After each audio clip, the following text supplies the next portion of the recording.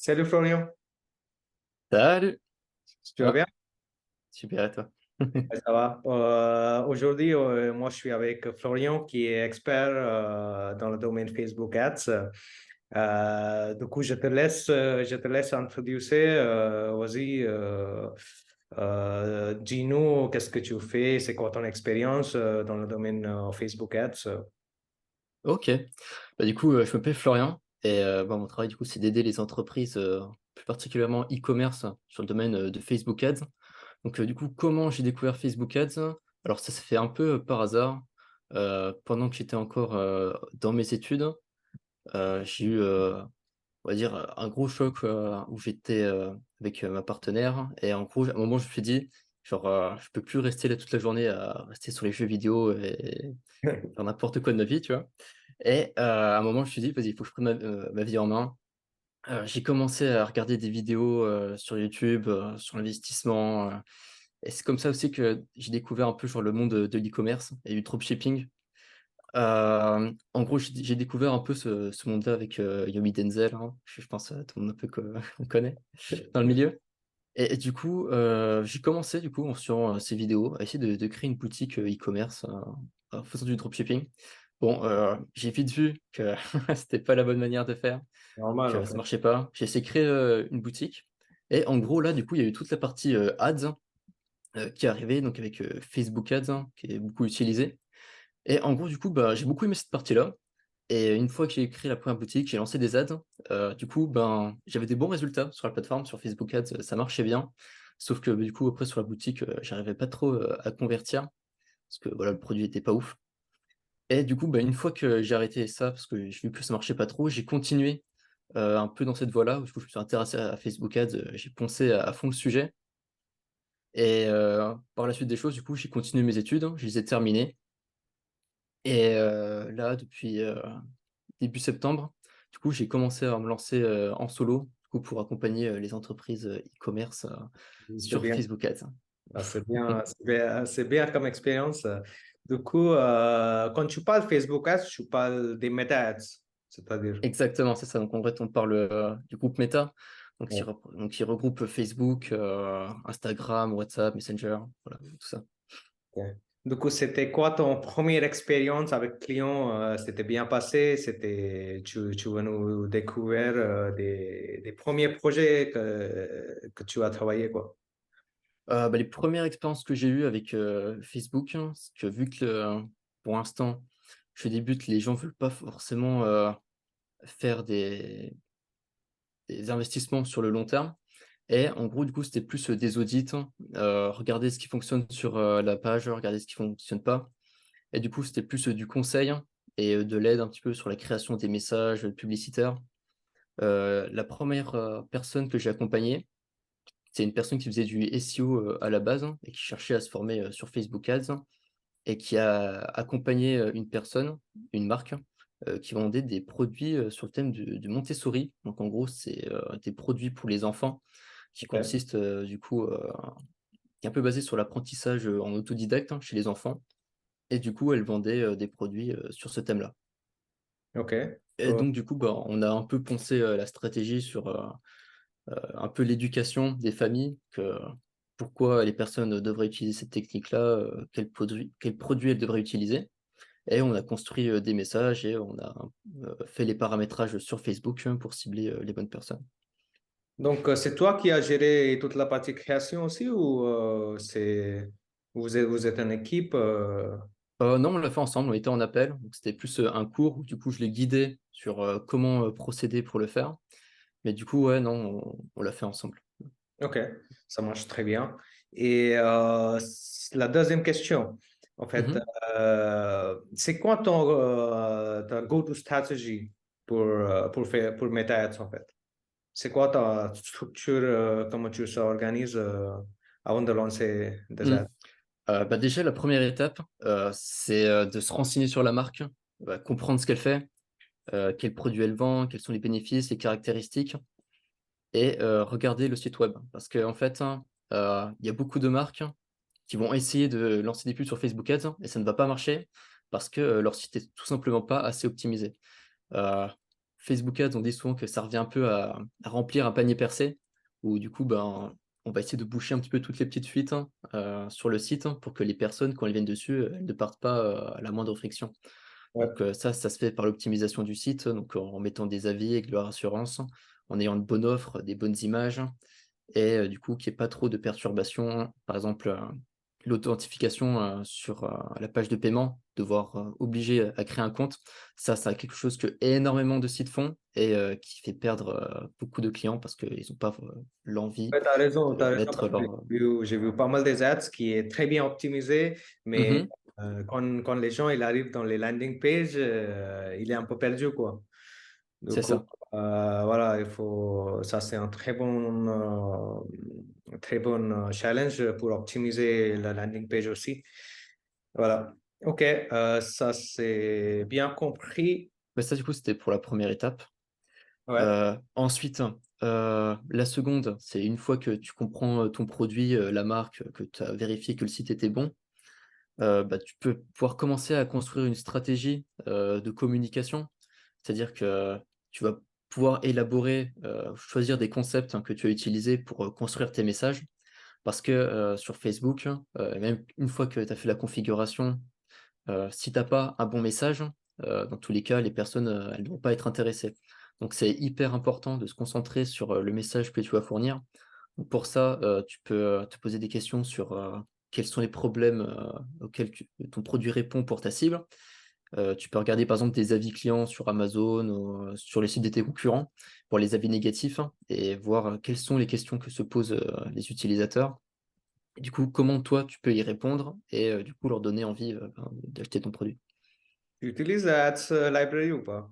Pour, Ouais, bien sûr, bah, faut ça, toutes les semaines, je fais un peu une veille pour voir, qu'est-ce qui se fait et hmm. voir, des nouveaux concepts. D'ailleurs sur LinkedIn, si vous voulez me voir, toutes les semaines, je fais une sorte, d'analyse créative où du coup, j'analyse, hein, du coup, je fais un sorte de débrief, hein, des ads que j'ai pu voir, où je Ouais. regarde celle d'une marque en particulier ou de plusieurs marques. Ok. Du coup, je voulais te parler par rapport aux audiences aussi. C'est quoi la stratégie de base pour sélectionner des audiences? Est-ce que tu fais une audience blanche, une audience très très targetée par rapport aux intérêts, par rapport aux Mmh. démographiques? Comment tu fais? Alors, sur Facebook, la recommandation déjà de Facebook, si tu vas voir, sur, ses règles, hein, c'est d'essayer d'avoir une audience qui est plus grande que 2 millions. Donc, tu vois déjà que ça fait quand même déjà pas mal de personnes. Après, ça, c'est pour, de l'acquisition. Donc, en général, quand on va construire ces campagnes sur Facebook Ads, on va les structurer en différentes parties, donc, qui représentent un peu le tofu, mofu, bofu. Donc, top of funnel, middle of funnel, bottom of funnel. Du coup, on va tout d'abord créer une campagne, d'acquisition. Et du coup, là, on va cibler des personnes, qui nous connaissent pas. Ensuite, hein, ces personnes-là, on va pouvoir les recibler grâce, à ce que propose Facebook, hein, donc, notamment avec le pixel qu'on peut installer sur le site, hein, qui va du coup nous permettre de détecter, les actions que font les utilisateurs.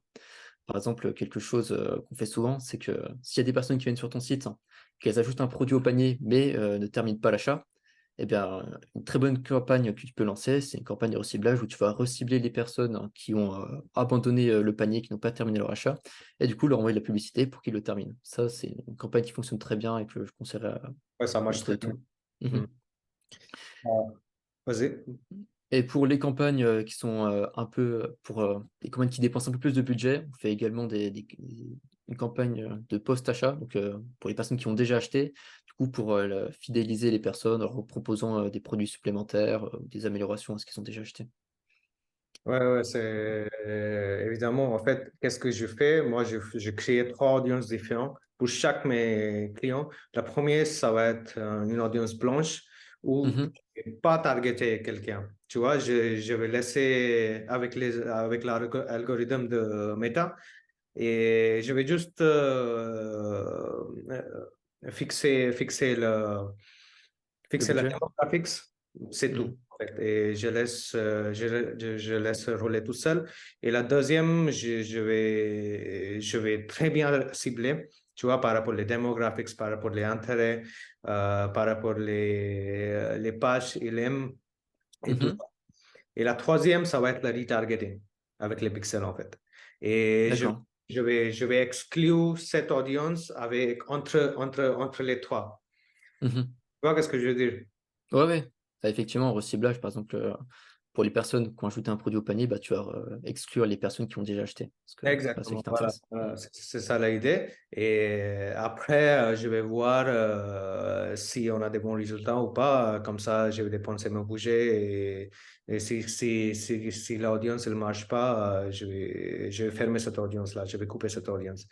Ça, c'est mon base, en fait, pour l'audience. Comme ça, je fais mon expériment. Et voilà, moi, j'ai vu que retargeting audience marche très bien. Tu vois, comme on peut retargeter les gens qui ont visité notre site web dans 180 jours, en fait, par exemple. Mmh. 180 jours. Donc, ça, c'est un très bon stratégie que je trouve et j'utilise ça dans pas mal de campagnes, pas mal mes campagnes et ça marche très bien, en fait. Ouais, ça, c'est une bonne stratégie. Par exemple, tu peux aussi, diviser, tes ajouts au panier. Donc ça, c'est si tu as plus de budget, par exemple, pour les, 0-30 jours, 30-90 jours, 90-180 jours. Parce qu'après, tu vas plus, communiquer pareil en fonction, des personnes, si ça fait, quelques jours, hein, qu'elles ont vu ton site ou si ça fait, déjà, 2 mois. Donc ouais, c'est vrai que c'est une bonne stratégie aussi à faire. Ouais, tu as raison. En fait, c'est quoi ton budget idéal pour une campagne, en fait? Le budget idéal, tu veux dire le minimum ou, Ouais, est-ce le que tu veux minimum, en fait, que tu dois dépenser pour avoir des résultats, tu passer vers la phase d'apprentissage, en fait. d'accord. Bah, je pense pas qu'il y a vraiment de budget idéal. Moi, ce que je conseille vraiment quand on débute, c'est d'essayer de dépenser au moins 10 euros par jour, que ça peut vous permettre de commencer à avoir de la data pour pouvoir prendre des décisions. Parce que le problème, c'est que si tu mets un trop petit budget, bah, tu pourras pas avoir assez de data pour te dire, bon, ça marche, ça marche pas. Et la pire erreur sur Facebook, hein, c'est de prendre des décisions, sans avoir eu assez de données, hein. Il y a des personnes, elles vont dépenser, 5 €, elles vont dire: «Si ça marche pas», alors qu'en réalité, elles en auraient dépensé, 20 de plus et ça aurait très bien marché. Donc ça, c'est vrai que c'est aussi important, de pas prendre des décisions trop rapidement. Ouais, Mmh. ouais, ouais. OK. Alors, on est dans le quatrième et notre dernière question. Je vais pas tarder. C'est quoi les nouveautés qui étaient lancées en 2023? Est-ce que tu as une idée? Est-ce que tu as un conseil pour les gens qui sont en train d'apprendre Facebook Ads? Voilà, c'est quoi tes conseils en fait? Ouais, bah, alors, les nouveautés en 2023, même pour Meta, déjà il y a l'IA, donc ça c'est inévitable, hein, tout le monde en parle et c'est vrai que, du coup, Facebook l'utilise aussi, hein, pour, heu, targeter des personnes qui sont intéressées, par ton produit. Grâce, à l'IA, elle va pouvoir savoir plus rapidement, qui sont les personnes qui sont intéressées et également, il y a eu l'évolution, de leur paramétrage, hein, utilisé, basé avec l'IA, comme du coup les campagnes, Advantage+, qui du coup sont basées, intégralement là-dessus, du coup qui reprend un peu toutes les fonctionnalités, qu'ils ont, mis, à travers le temps et ça du coup c'est des campagnes qui, on a vu, font de plus en plus leurs preuves avec le temps, parce que du coup, ils s'améliorent aussi, Meta, parce qu'ils ont de plus en plus, de data pour les optimiser et ça, c'est des campagnes que je conseille pas forcément d'utiliser au début, à part si on a, déjà un bon budget.